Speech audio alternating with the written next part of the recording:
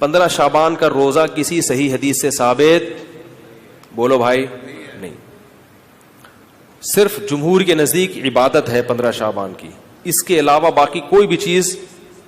میرا اس پر بہت ڈیٹیل میں بیان ہے, یوٹیوب پہ سرچ کریں وہ بیان آ جائے گا. میسج ٹی وی والوں نے ایک انٹرویو لیا تھا اس پہ, اس میں میں نے دلائل سے ثابت کیا ہے, پوری مدلل بحث کی ہے کہ نہ اس رات میں قبرستان جانا چاہیے, نہ اس رات میں حلوے پکانے چاہیے, نہ اس رات میں الگ سے کوئی نہانا دھونا چاہیے, نہ اگلے دن کا روزہ رکھنا سنت ہے, نہ پٹاخوں کی کوئی حیثیت ہے. سمجھ رہے ہو؟ اب مجھے پتا ہے جو گالیاں آنے والی ہیں یوٹیوب پہ, چلو کوئی بات نہیں, اس کو بھی انجوائے کرتے ہیں. تو صرف ایک چیز ہے وہ, اور نہ اس رات میں تقدیر کے, صاف ہے قرآن میں کہ وہ لیلۃ القدر میں ہوتے ہیں. علامہ ابن تیمیہ رحمہ اللہ نے لکھا ہے کہ لیلۃ القدر کی اہمیت کو گھٹانے کے لیے بھی اس رات کو بہت زیادہ اہمیت دی گئی ہے. تو جتنی جس چیز کی اہمیت ہو اس کو اتنا ہی رکھنا چاہیے. تو صرف عبادت ہے, تو عبادت کی جمہور کے نزدیک کیا ہے وہ بھی اتفاقی نہیں ہے, یاد رکھو. جمہور کا مذہب بہرحال یہی ہے کہ اس رات کو عبادت کرنی چاہیے, اس کی فضیلت دوسری راتوں کی نسبت زیادہ ہے. آج کسی صاحب کا فون آیا کہ ہماری والدہ کا معمول رہا ہے اس رات کو دیگیں پکا کے تقسیم کرنے کا. اب والدہ مرحومہ دنیا سے چلی گئی, اب ہم چاہتے ہیں. میں نے کہا نہیں پکائیں. کہہ رہے کیا دیگ پکانے میں لوگوں کو, غریبوں کو کھانے کھلانے میں کیا حرج ہے, اس میں کون سی پابندی ہے؟ میں نے کہا پھر آج کھلا دیں, کل کھلا دیں, کیا خیال ہے؟ لوگ یہ بھی کہتے ہیں کہ بھئی آپ صدقات و خیرات سے کیوں روک رہے ہو لوگوں کو؟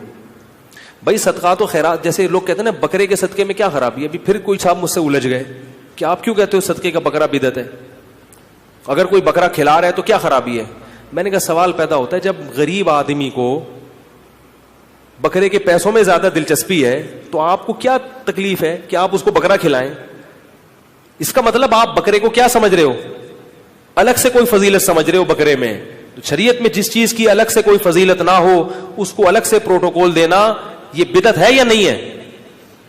غریب آدمی کو کہہ رہے ہیں یار 20,000 کا بکرا لے کے دے دیا تم نے مجھے, تو مجھے 20,000 روپے دے دیتے. اگر آپ کہتے ہو اس کے کھانے کی حاجت ہے تو راشن ڈلوا دو.